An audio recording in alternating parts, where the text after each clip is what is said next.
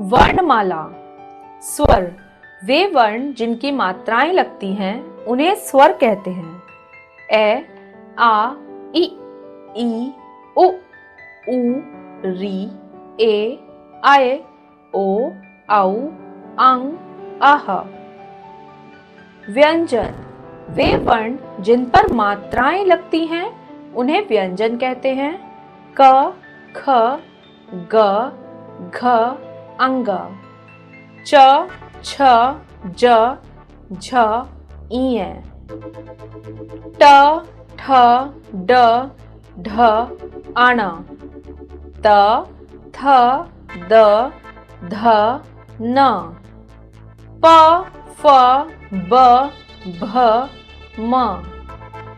य, र, ल, व, श। श, स, ह, श, त्र। ज्ञ, श्र, अड़, अढ।